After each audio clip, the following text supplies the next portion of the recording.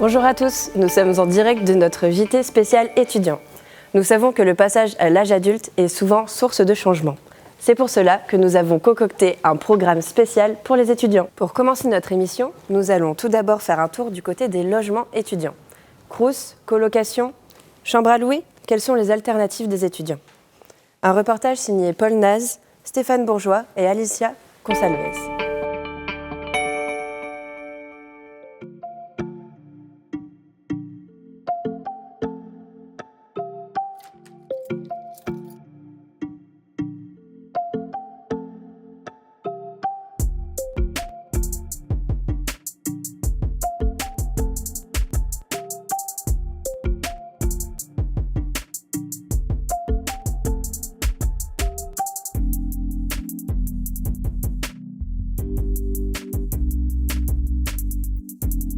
Une chambre.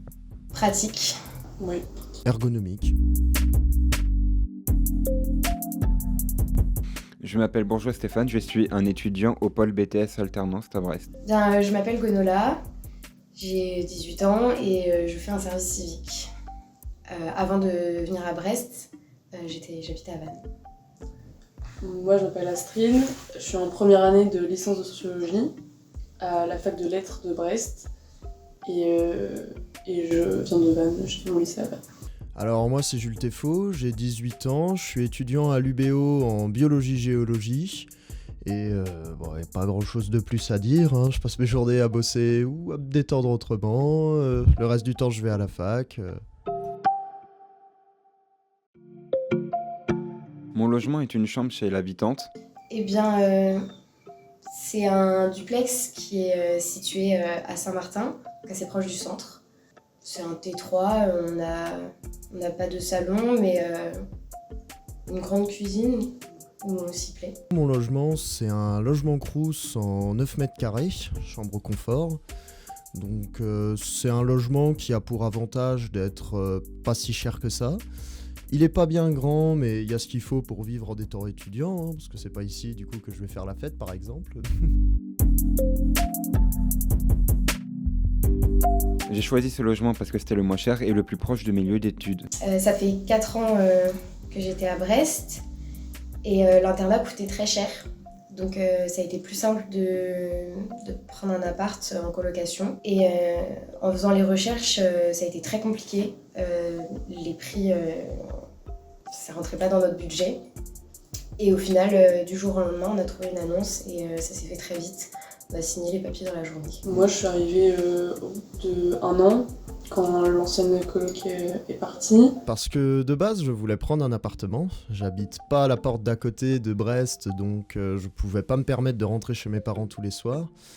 Mais un appartement, c'est un peu hors de mes moyens, donc l'avantage d'un logement Crous, c'est qu'avec une bourse d'études, je peux financer aussi bien mes études que mon logement, que ma nourriture, et finalement, devenir autonome sans trop de prise de tête. Je suis logé ici depuis le début de l'année. Bien, moi, ça fait 2 ans maintenant. Moi, ça va quasiment faire 1 an. Bah, j'habite ici depuis septembre, donc depuis moins d'1 an. Oui, parce que la chambre est spacieuse et que les habitants sont sympas. On s'entend très bien, ça se passe, c'est génial. On fait tout ensemble, les week-ends on les passe ensemble.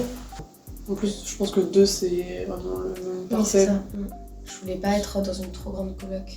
Parce que là, justement, j'avais peur qu'il y ait beaucoup de problèmes.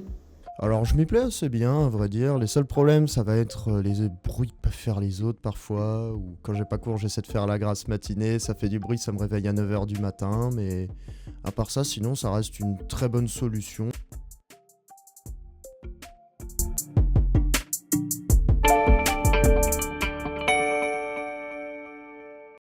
Maintenant, vous savez que les logements étudiants ne se résument pas qu'au Crous.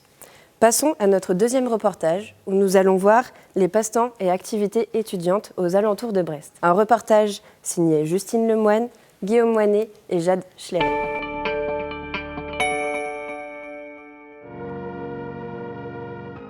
En quelques années, Brest est devenue une ville étudiante dynamique. Mais quelles sont les activités disponibles pour les étudiants à Brest ? Nous retrouvons Paul, un jeune étudiant fraîchement arrivé sur Brest, pour qu'il nous partage son expérience. J'ai pris l'abonnement Cinépass Pathé Gaumont. C'est un bon compromis pour les étudiants. On a accès à toutes les séances, toutes les sorties, toutes les avant-premières. On a des réductions par exemple sur les événements type 4DX. Brest, c'est une très grande ville étudiante. C'est une ville très dynamique, il y a beaucoup d'événements. On a un large panel de divertissement pour les étudiants.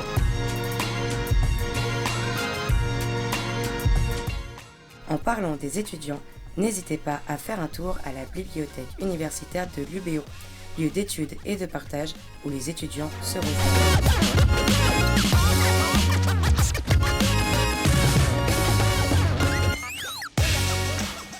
Si votre passion c'est plutôt les jeux de société et les jeux de cartes, la boutique à ne pas manquer, c'est Ludic Addict. Je suis vendeur conseil à Ludic Addict, alias aussi le temple du jeu. Alors on va avoir principalement du jeu de figurines, du jeu de cartes à collectionner et aussi du jeu de rôle, sachant qu'on a deux boutiques, une partie plutôt jeux de société et ici on va retrouver effectivement tous ces jeux-là avec des jeux plus spécialisés.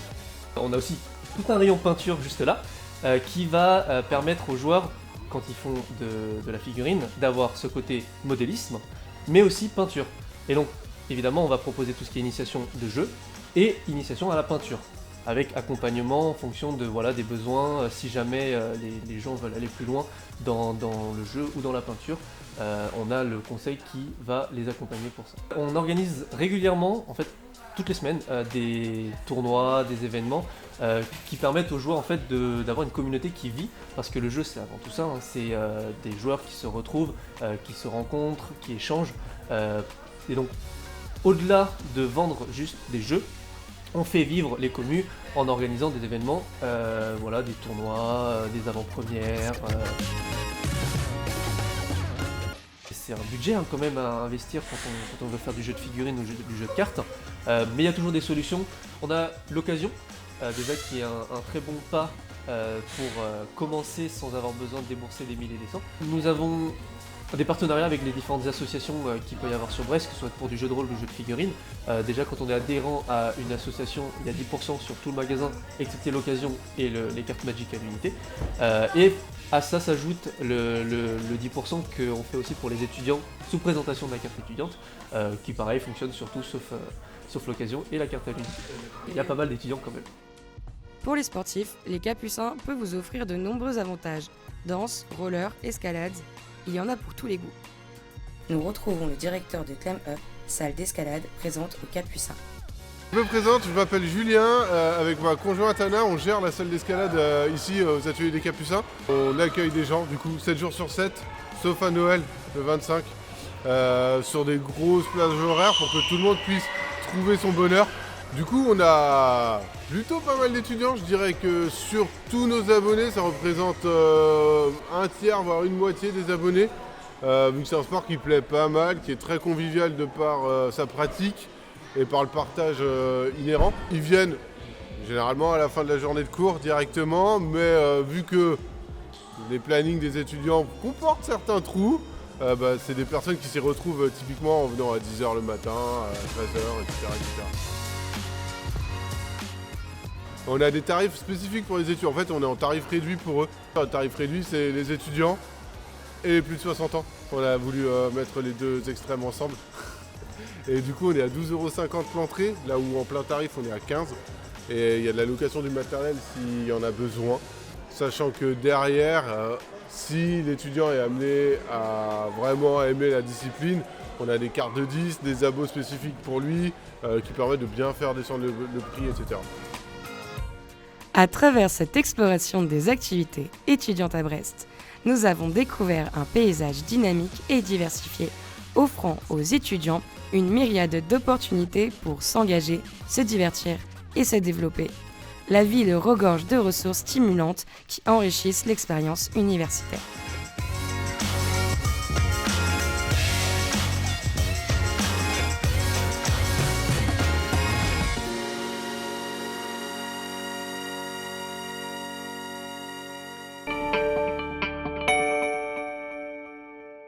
Un sujet et des informations intéressantes. En parlant de divertissement, nous retrouvons notre rendez-vous habituel avec notre chroniqueur culinaire, Théo Le Martelot. Bonsoir Samantha. Bonsoir Théo. Alors, ça va? Ça va et toi? Nickel. Bon, chers amateurs bistronomes, bonsoir. Aujourd'hui, une spécialité boucher-traiteur adaptée aux budgets les plus restreints. Vous pourrez bien sûr enrichir selon vos moyens. Parfait pour vous régaler entre amis ou même pour épater la belle famille. Ce soir, je vous propose le rôti Orloff. Super ça, mais ça vient d'où? Eh bien, c'est une recette française, voilà, inventée par le chef Urbain Dubois, dédiée au prince de Orloff, ambassadeur du tsar de Russie, Nicolas Ier. Donc ce soir, je vous propose tout simplement un repas royal. Ça a l'air appétissant. C'est merveilleux, vous verrez. On va regarder ça ensemble.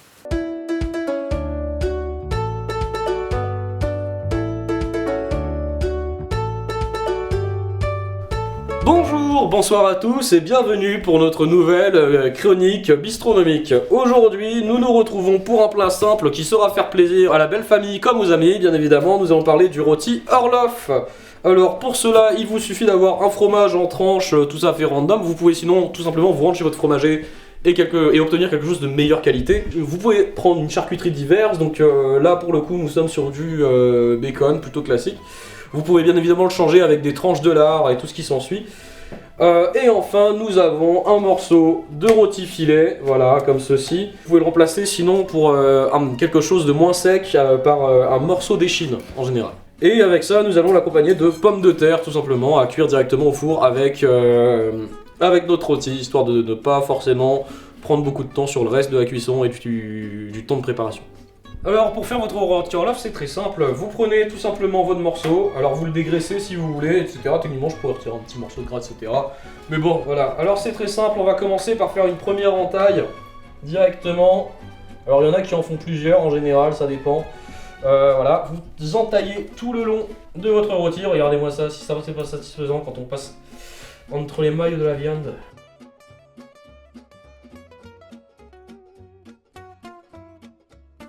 Et c'est là qu'on va commencer à le barder justement de charcuterie et de fromage. Donc vous avez votre première entaille, voilà, votre rôti dédoublé, voilà comme ceci. Alors tout simplement, alors c'est quand même un petit peu perfectionniste sur les bords, on fait en sorte d'arriver jusqu'au gras. Alors tout simplement, qu'est-ce qu'on va faire maintenant? Eh bien tout simplement, on va le farcir voilà, au fronton et à la charcotte, bien de chez nous. Mais voilà, hein, ensuite là vous alternez gentiment entre une couche de fromage et une couche de charcotte. Et voilà, vous lui bourrez tout ce que vous avez dedans. Voilà, et en général à partir d'un moment ça commence à faire une petite couche. Ce qui est pratique avec le fromage, etc. et surtout avec le gras de la charcuterie, c'est qu'en général ça va rendre le rôti moins sec. C'est surtout pour ça que c'est à la limite ça peut être intéressant, parce que justement le défaut du cochon c'est que même si c'est pas cher, c'est souvent très sec. Voilà. Et voilà, maintenant il ne nous reste plus qu'à le ficeler. Bon, alors pour votre ficelage c'est très simple, il va vous falloir de la ficelle. Donc tout simplement, alors techniquement c'est pas forcément obligé, c'est juste que ça rend la chose plus esthétique d'un côté et tout sera mieux maintenu. Donc pour la cuisson etc ça sera mieux.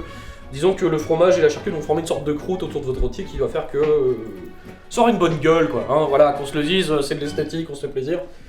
Donc vous prenez votre ficelle, alors je vous apprends un ficelage typique de boucherie. Hein.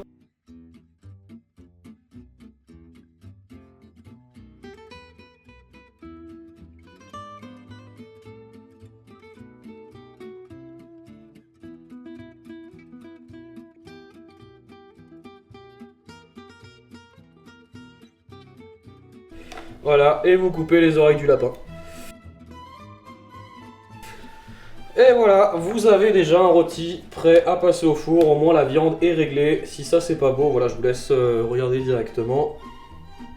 Mais voilà, avec quelques épices histoire de parfumer le tout.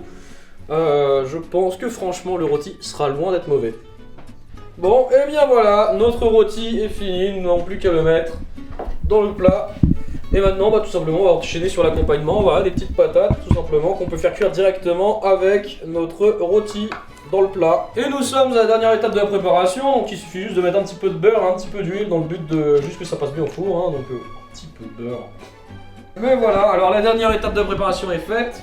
Vous n'avez plus qu'à enfourner, on va dire à peu près pendant 45 minutes à 180-200 degrés. Bon, et bien c'est déjà la fin de cette recette, j'espère qu'elle vous aura plu, on se retrouve la semaine prochaine pour une nouvelle dégustation. Ciao! Merci à Théo Le Martelot pour sa chronique culinaire. Tout de suite, un reportage sur les actions menées par différents bureaux des élèves brestois. Reportage signé Dorian Kioc, Evan Perrault et Léo Rovea.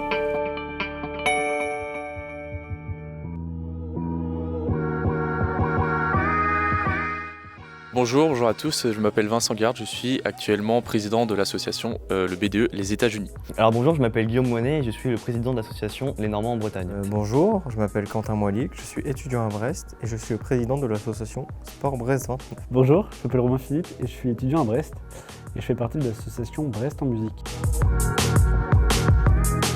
C'est une association étudiante qui permet en fait aux jeunes venant de régions extérieures de s'intégrer dans une région un peu qui peut sembler hostile pour un nouveau, donc c'est pour les accompagner à s'intégrer avec des gens, avoir des avantages, etc. L'association Brest en musique permet aux jeunes étudiants de Brest de venir pour faire de la musique, s'ils ont envie de partager leur musique, n'importe quel instrument, ça peut être n'importe quel instrument et n'importe quel style de musique qu'ils pratiquent. Eh bien, nous faisons faire du sport à des étudiants qui n'ont pas forcément les moyens, puisque c'est une association. Ouais, bien sûr. Alors la soirée Saint-Valentin récemment c'était il y a quelques mois déjà en février. La première soirée d'intégration qui était incroyable, où on avait rassemblé plus de 200 personnes, enfin c'était énorme. Et puis aussi une soirée Halloween au Breaking Club, un de nos partenaires. On crée des ateliers en ville. Très souvent c'est une fois par mois pour faire venir de nouvelles personnes. Donc c'est soit dans des cinémas, on peut faire des petites soirées avec un film et après on parle par exemple. Donc nous concrètement ce qu'on fait par exemple c'est qu'un jeune qui vient de Normandie, qui nous demande de l'aide, on peut lui permettre de trouver un logement déjà, donc de faire des visites à sa place, de trouver l'endroit où il veut aller, parce que ça peut être compliqué de se déplacer, des fois ça peut être long, ça peut être voilà. Donc il n'a plus qu'à venir s'installer en fait et à payer son loyer avec le propriétaire. Ensuite ça peut aussi de l'accompagnement pour intégrer le jeune dans la société, donc ça peut être pour lui montrer où est-ce qu'il y a des événements intéressants pour lui, des rassemblements, des choses comme ça. Et aussi en cas de problème par exemple on peut trouver des aides financières si vraiment il y a un souci, on peut être aussi une aide psychologique si besoin. Donc on a là un panel assez large quand même pour aider les jeunes. On propose de faire des jams le jeudi soir. Des jams c'est on a chacun avec son instrument et puis on va jouer des musiques que tout le monde connaît ou alors ça peut être juste une impro totale qui est lancée comme ça. Après on peut aussi faire des lives sur YouTube, donc justement au jam ou choses, du coup ça donne du contenu aussi pour les gens, après ils veulent réécouter ce qu'ils ont fait, ils peuvent aussi. Aussi après du coup on organise des concerts à entrée gratuite pour ceux qui veulent, ils peuvent venir nous voir. Bien sûr, pour l'association, franchement, ça vous coûte rien. Ça vous prend, après, ça dépend si vous rentrez dès septembre 2025, par exemple, pour les futurs promos septembre 2024, pardon. Voilà, ça dure 1 an et demi, 2 ans, et c'est que du bonheur, quoi. Organiser et travailler dur pour faire un événement. Voilà, au niveau humain, c'est génial.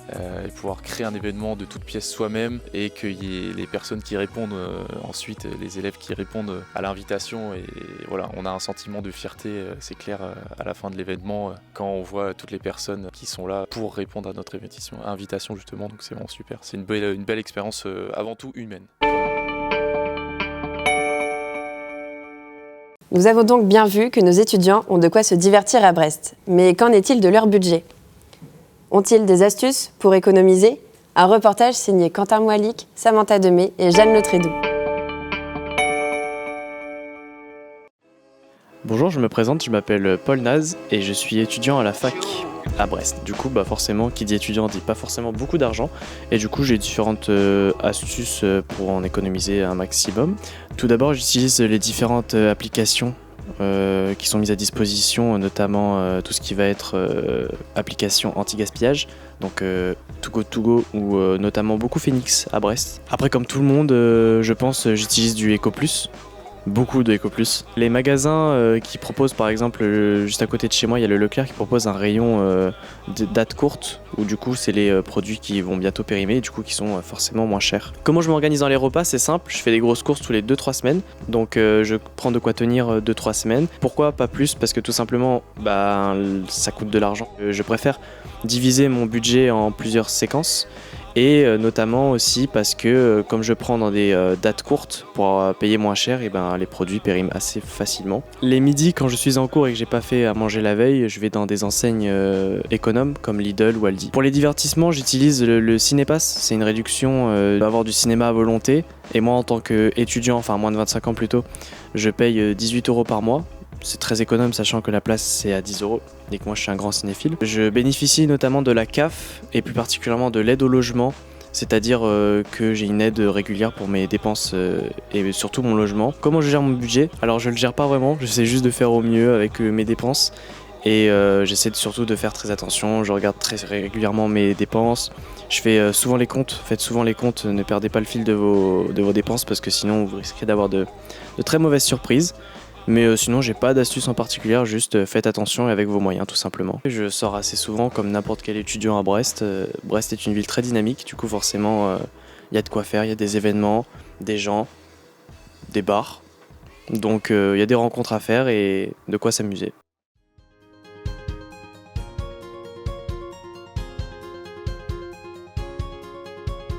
Bonjour, je m'appelle Jeanne Lautrédoux et je suis en BTS cuisine. Alors mes astuces pour économiser sur mes fournitures scolaires, déjà j'essaye de récupérer à chaque fois. Tous les ans, ce qui est possible de récupérer, je récupère. Et après, il y a plein d'applications comme Vinted ou Le Bon Coin, ou même des brocantes ou des fins de marché, tout ça qui peuvent être où tu peux trouver des choses cool. Je planifie pas vraiment. Moi, je fais mes repas avec l'application Too Good To Go, où donc c'est les restaurants, les boulangeries, tout ce qui propose de la nourriture. À la fin des journées, quand ils ont leurs invendus, ils les vendent à moins cher. Donc moi, je prends ça à chaque fois et je vois en fonction de la journée. Tiens, il y a ça. Je vais prendre ça pour ce midi et ça pour ce soir, etc. Alors, des réductions étudiantes, oui, j'en ai. Avec la carte étudiante, ça propose par exemple dans les fast-food, tu peux avoir des réductions, au cinéma aussi. Pour les transports aussi, tu peux avoir des réductions. Il faut bien essayer de chercher parce qu'en général, il y a beaucoup d'entreprises qui proposent des réductions étudiantes et des fois, c'est pas évident de les trouver, mais en général, il y en a, donc il faut bien vérifier à chaque fois. Alors du coup, pour gérer mon budget, moi je fais un tableau avec il y a ce que je mange, qui est ce que j'ai obligation de payer chaque mois, et les loisirs. Et donc à chaque fois que je fais une dépense, je note sur ce tableau mes différentes dépenses, et après comme ça je peux voir à peu près, calculer si par exemple sur tel truc, là je dépense trop, donc il va falloir que je me calme. Je fais ça tous les mois. Et oui, j'essaye de sortir le plus possible parce que on est jeune, donc il faut profiter. Et pour sortir sans vraiment dépenser de l'argent, c'est possible. Il y a plein de choses à faire qui coûtent vraiment pas beaucoup d'argent ou parfois zéro argent. Donc voilà, il faut essayer de sortir, mais de manière économique.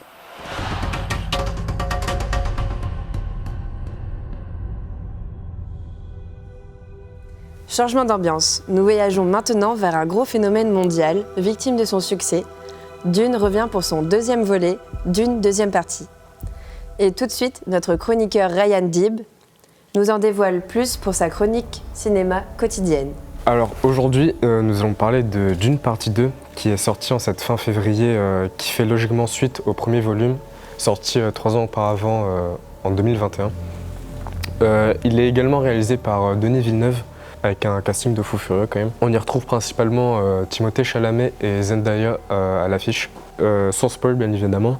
Ça raconte l'histoire de Paul Atreides, un jeune homme qui se retrouve propulsé au centre d'un conflit interstellaire géant sur la planète Arrakis, où le sable est roi, d'où le nom Dune. Son père, Duc Leto, prend la gestion de la planète, mais tout n'est pas aussi sable que ça en est l'air, entre les intrigues politiques, les rivalités entre maisons, les mystères du désert. Paul, interprété par Timothée Chalamet, va devoir se faire une place dans ce monde un peu impitoyable.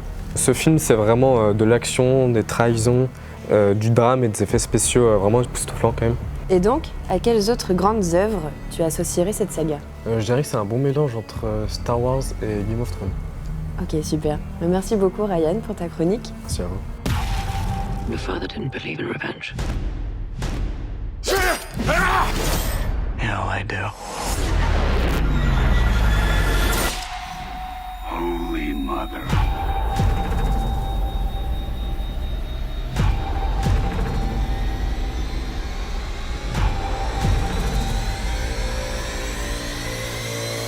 I'll show you the way. Dune, rated PG-13.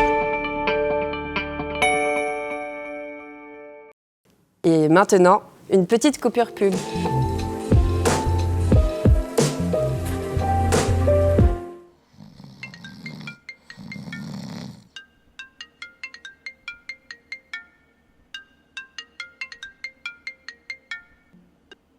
c'est maman, je suis en bas. Est-ce que tu peux m'ouvrir? Ouais, j'arrive. Oh merde!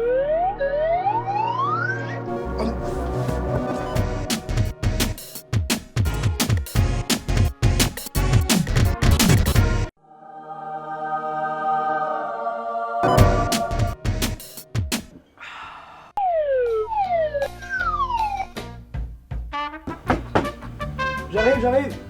Vous êtes tendu? Détendez-vous avec Goliprane. Ce médicament contient du Viagra. Attention au risque de surdosage. Salut toi, Casanova, Bourreau des cœurs, Don Juan. Voilà quelques-uns de mes surnoms. Vous savez, ça m'arrive d'aller en vacances à Chicago et à des soirées branchées aussi. Vous voulez savoir mon secret? Je suis un homme viril, un mâle alpha. Comment? C'est simple. Laisse-moi te montrer. Suis ma formation Scam Alpha et ta masculinité s'épanouira. Ma formation est presque gratuite. Et en plus, il y a des remises qui finissent très bientôt. Alors procure-toi vite ma formation sur www.dominationsuprême.com à seulement 250$.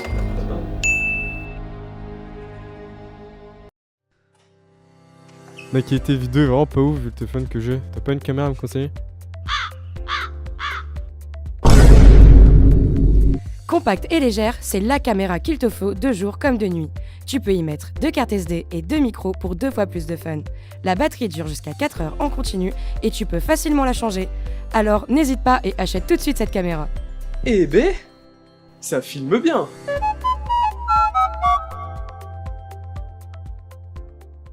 Non mais pour Lille on pourra voir ça cet été. Bon allez je te laisse. Vous me reconnaissez? C'est moi, John Bateman.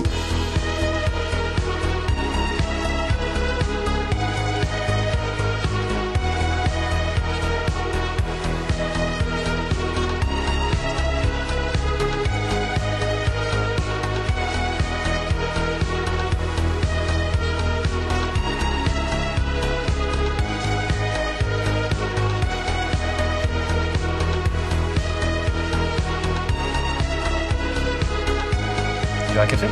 Café. Bonhomme. Le goûter des vrais bonhommes.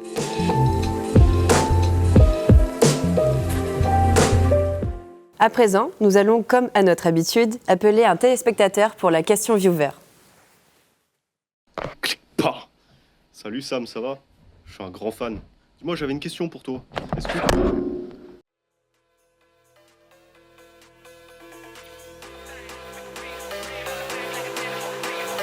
Vous me reconnaissez? C'est moi, John Bateman.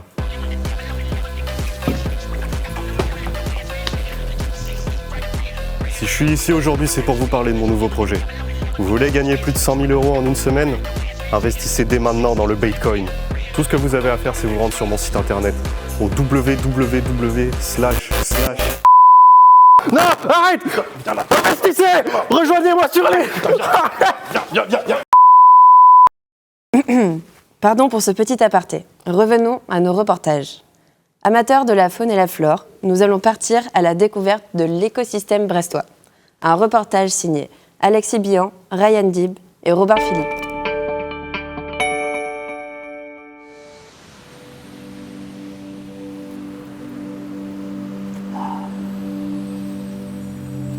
Quelle douce odeur, quel doux parfum. Ces fleurs d'ivoire présentes uniquement au Jardin botanique national de Brest. Et c'est ici que nous allons interviewer des gens pour en savoir plus sur leurs affaires fleuries.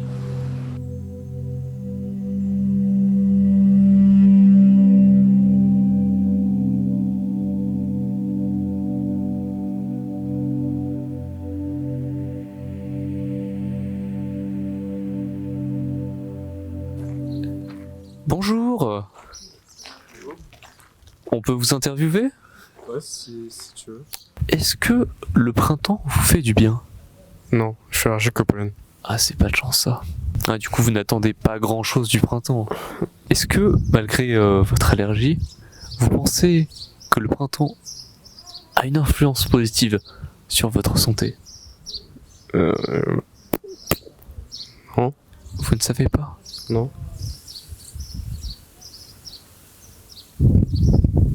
Non non plus. Merci à vous d'avoir répondu à nos questions. De rien. Au revoir.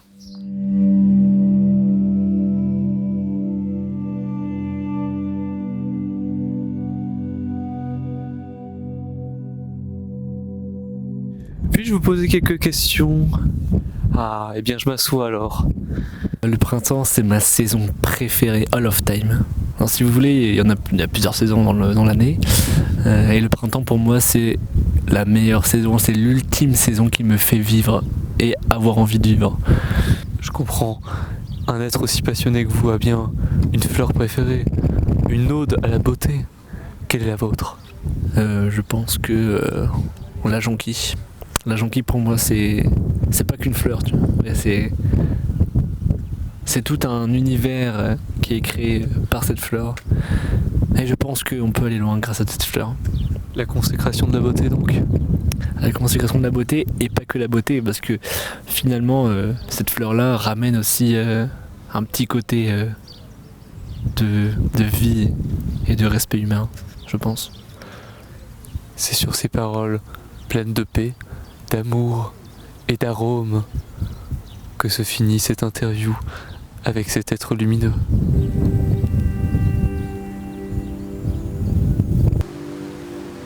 Et voilà ce qu'il en est des pensées les plus fleuries des Brestois.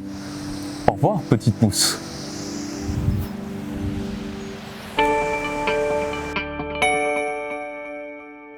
Ces plantes de Brest n'ont maintenant plus aucun secret pour vous. C'est maintenant le moment que vous attendiez tous, les invités surprises. Nous recevons aujourd'hui Magali et Quentin de l'association Tremplin Jeune Enseigne. Bonjour. Bonjour Magali, bonjour Quentin. Bonjour. Comment allez-vous? Très bien. Et vous Quentin? Bon, ça va. Ok, super. Vous avez développé une association dans le domaine de la musique pour mettre en lumière des artistes de 13 à 23 ans. Quel est votre rôle au sein de l'association? Moi, je suis présidente de l'association. Moi, je suis photographe de l'association et ça fait à peu près 3 mois que je suis dans l'association. C'est génial. Donc pourquoi avoir créé cette association? Alors l'association, on l'a créée il y a 10 ans en réponse un peu à un besoin de ma fille qui elle-même était auteure, compositrice, interprète. Et puis elle avait 13 ans, elle a sorti son premier album à 13 ans et elle n'avait pas d'écoute ou de possibilité de se produire puisqu'on n'était pas structuré. Donc on s'est structuré en junior association à la base. Elle a décidé, suite à un casting en fait, où elle n'a pas été acceptée parce qu'elle était trop jeune, elle n'avait pas 16 ans, de monter son propre tremplin pour les plus jeunes. Donc c'est comme ça qu'on est sur du 13-20 ans à l'origine et cette année exceptionnellement sur du 13-23. Mais c'est comme ça qu'est né le projet, d'un constat qu'il y avait un besoin pour les plus jeunes artistes d'avoir un coup de main pour se produire, pour avoir des scènes et être entendus. Donc c'est comme ça qu'est né le projet. Et donc l'association, elle reste sur Brest ou c'est aussi dans les alentours? Oui, un peu plus que les alentours, puisque c'est la région Bretagne. À la base, le tremplin était finistérien, puis pour différentes raisons, on est passé sur un niveau régional. Et ça marche bien, puisqu'on a des artistes qui viennent vraiment de tous les départements de Bretagne. Et vous, Quentin, pourquoi avoir rejoint cette association? Tout d'abord, on a été sollicité dans notre classe d'audiovisuel pour être bénévole pendant les auditions du Tremplin Jeune Enseigne de cette année. Donc je me suis proposé pour être le photographe de la scène. Ça m'a beaucoup plu, les gens, l'ambiance, et ça m'a convaincu. J'ai décidé de rejoindre l'association et on y mange très bien. Donc c'est un point fort. Super. Donc comment a-t-elle évolué à travers le temps, votre association? Vous avez eu des soucis, des problèmes ou tout s'est bien passé? Tout s'est bien passé. Tout se passe bien depuis le début, je dirais que c'est un projet qui avance bien. Dès la saison 1, en fait, on avait un tout petit budget pour communiquer sur le tremplin et on a fait un Vauban plein, ce qui est plutôt pas mal. De ça, en fait, on a eu un partenaire important qui nous a proposé de monter un step, en fait, et on a fait un festival à l'Alizé, à Guipava. Toutefois, on est revenu à une dimension qui nous correspondait davantage, celle du Vauban. Donc depuis, la finale a lieu toujours au Vauban et tout se passe bien. Les partenaires nous suivent, les artistes sont contents. On a eu des beaux projets en fait, qui ont eu de la visibilité grâce au tremplin. Donc on est aussi contente de ce qu'on a pu apporter aux artistes. Et les partenaires nous font confiance, les artistes également, donc c'est que du plaisir. Et effectivement, c'est des bons moments. Tout ce qui est audition, pré-production, finale, c'est des bons moments. Eh bien, que de beaux sourires. Merci de nous avoir partagé votre vision et vos passions à travers cette association. Et Bonne continuation, merci d'avoir été là encore. Merci pour l'invitation, Samantha. Merci à vous. Pour clôturer notre émission, nous allons faire un tour dans les bars de Brest à la recherche du meilleur bar étudiant. Un reportage signé Tom Sionneau, Samuel Henry et Théo Le Martelot. Si école et alcool riment, ce n'est pas pour rien. Tu viens d'arriver à Brest et tu cherches des adresses où passer tes soirées. Grâce à notre starter pack des bars de Brest, fini la vie casanière. Nous te proposons des bars de tous les styles aux 4 coins de Brest. Mais laissons-les plutôt se présenter. Alors du coup, je m'appelle Alexandre Tibur et je travaille au 4 Vents depuis maintenant 2 ans. Donc moi c'est Lauriane, donc j'ai ouvert Bistrot Houblon, ça va faire maintenant 3 ans, un bar à bière avec aussi un espace cave à vin, spiritueux et restauration le midi. Ok, alors moi c'est Leïla, je suis serveuse ici depuis juillet dernier et puis je suis un peu polyvalente aussi, je gère tout ce qui est salle et quand il n'y a personne le bar. Alors je m'appelle Brendan Aurélie, je suis barman au Taraïn. Alors salut, du coup moi c'est Damien, je suis barman depuis 2 ans et demi, je suis au Last Player. L'établissement, je pense qu'il est unique déjà par ses prix hyper attractifs et un espace assez grand pour profiter entre jeunes. La pétanque et les voitures 4L, poste, gendarmerie, ça c'est sûr. Qu'est-ce qui rend bar unique ? Ça fait une 40aine d'années cette année que c'est ouvert. C'est une institution, je pense, à Brest, qui rend aussi original le bar, c'est ce côté familial qu'on a ici. Il y a une bonne ambiance, et voilà, je pense que c'est à peu près tout. L'âme de l'endroit, 30 ans qu'on est là, ça fait 30 ans que l'atmosphère reste à peu près la même, on accepte tout le monde, on est content de voir du monde, de voir des jeunes, des plus vieux, de toutes origines. C'est ça qui rend le lieu unique, je pense. Alors c'est un bar gamer, du coup on a la possibilité d'accueillir les gens pour une consommation dans le bar, qui puissent jouer à l'ordinateur, à des plays, à des billards, à des bornes d'arcade, à peu près tout. Et en plus de ça, on fait pas mal d'activités. 3,90 €, je pense qu'on bat tous les bars. Le prix de la pinte la moins chère, c'est 7 €, c'est la Cocorico blonde, la basique. Bon, je sais que les demi ils sont à 2,80 €, le moins cher ça va être quoi, 5 € la pinte ? C'est à 5 € et tous les lundis, on a la pinte à 4 €. Animation, on fait des tournois de palais, il y a aussi des soirées à thème avec des soirées électro, soirées 100% féminines pour attirer les filles et différents concerts aussi. D'animation, c'est très varié. Soit on va proposer par exemple le soir une soirée Café de Paris au Champagne, soit ça va être un DJ set. Ou alors c'est surtout aussi pendant les brunchs, on fait par exemple des brunchs enfants où on met des jeux à disposition pour les enfants, brunch Italie, c'est très varié, ça dépend en fait des idées qui nous viennent. Alors des animations, ça arrive que déjà tous les lundis on a un groupe de musique de 3 chanteurs qui viennent mettre l'animation, donc ça fait quelques années qu'ils sont là, c'est les Gourlazou. Sinon non, il n'y a pas d'événement particulier. Alors on fait pas mal de concerts, donc on essaye de faire 2 concerts par an. Là on est en plein 6 nations, donc on a le rugby aussi. Et sinon tous les lundis soirs on fait Fest-Noz, donc musique bretonne, ça danse et tout ça. Et tous les premiers dimanches du mois on fait Fest Days. Du coup des tournois, des concerts, les jeux, après c'est pas vraiment nous qui faisons les animations, mais on les organise et les gens ils s'en occupent, ils vont dessus, ils jouent. Le karaoké et le beer pong, c'est les 2 seuls qu'on organise vraiment. Après c'est tournois, on fait aussi du poker. Alors la carte du midi et du soir c'est déjà très différent. Le midi ça va être plus cuisiné on va dire. Sinon la signature du Cocorico c'est le croque. Notre croque Chirac, le simple, jambon, béchamel, fromage, frites. Puis voilà. Et après si vous avez un peu plus faim on va taper dans le gargantua. On a tous les jours des plats différents, donc voilà, déjà il y a une viande, un poisson du jour, donc c'est assez varié. Après on a des spécialités, par exemple le mardi, donc demain, kika farce, donc c'est vraiment typique du Finistère et donc ça marche très bien. Après aussi l'été on va passer sur les moules frites, donc pour les touristes ça cartonne aussi. Venez manger le midi, une bonne ambiance, ça se marre bien. Franchement ça dépend des goûts, mais moi j'aime bien la Guinness. On a des bières temporaires, donc des bières éphémères qu'on a aussi. Du coup j'étais sur les bières où j'avais les bières classiques, une de chaque avec une qui tourne de temps en temps. En cocktail on va avoir un peu les classiques. L'avantage qu'on a ici qu'il n'y a pas partout, c'est on en a des sans alcool que moi je sais que mon ancien bar on faisait pas du tout sans alcool, t'avais 2-3 virgines mais rien de spécial. Après on va avoir des shooters plutôt chouettes, des softs, les Jäger bombes, les plateaux, beaucoup de Jäger quoi. Maintenant, plus d'excuses, vous sortez ce soir ? Merci à vous d'avoir suivi notre émission et rendez-vous demain pour les infos du jour. C'était Samantha. C'était Ryan. C'était Théo. Bonne soirée.